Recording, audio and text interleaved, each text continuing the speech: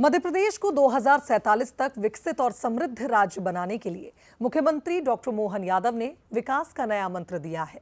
Skill नई currency है और इनोवेशन नई इकोनॉमी।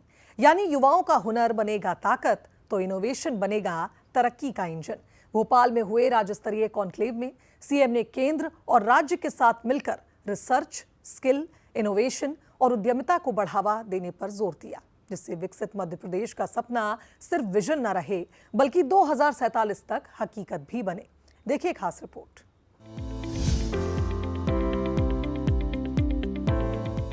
समृद्ध मध्य प्रदेश 2047 के विजन के साथ भोपाल के कुशाभाऊ ठाकरे अंतरराष्ट्रीय कन्वेंशन सेंटर में केंद्रीय वित्त पोषित संस्थानों के प्रतिनिधि और प्रदेश सरकार के अधिकारी जुटे।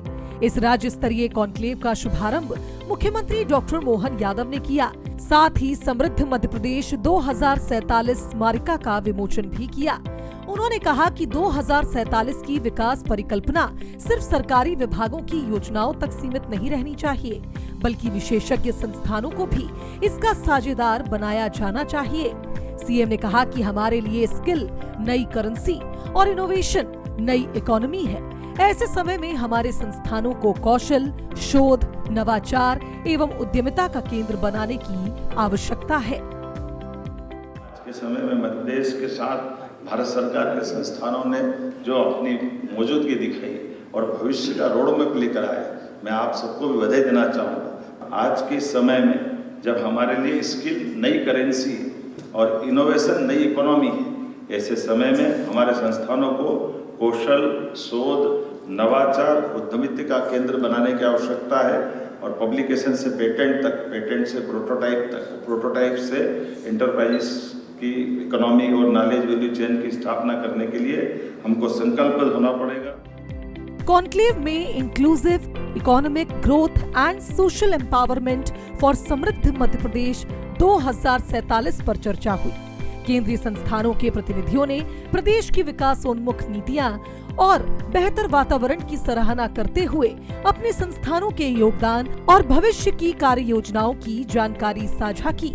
इस दौरान अटल बिहारी वाजपेयी सुशासन एवं नीति विश्लेषण संस्थान और केंद्रीय संस्थानों के बीच MOU का आदान प्रदान हुआ। मुख्यमंत्री डॉक्टर मोहन यादव ने प्रदेश के विकास में केंद्र और राज्य के सहयोग को अहम बताते हुए केन बेतवा नदी लिंक परियोजना का भी उल्लेख किया। आज समय कैसा आ गया, मिल करके काम करने का, स्वस्थ प्रतिस्पर्धा।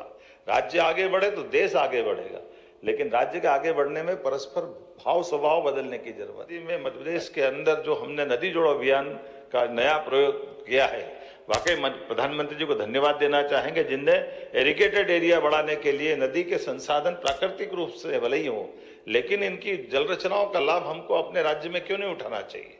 तो केन बेतवा नदी जोड़ो अभियान विश्व का पहला मध्य प्रदेश ने लिया है। आप वैज्ञानिकों के कारण से कि हाँ, हमने अपने संसाधनों की बलबूते पर, एक नदी में बाढ़ आती है और दूसरे को जोड़ दो, दोनों का तालमेल कर दो, ज्यादा पानी आए इकट्ठा कर लो, बाद में हम बंटवारा कर देंगे।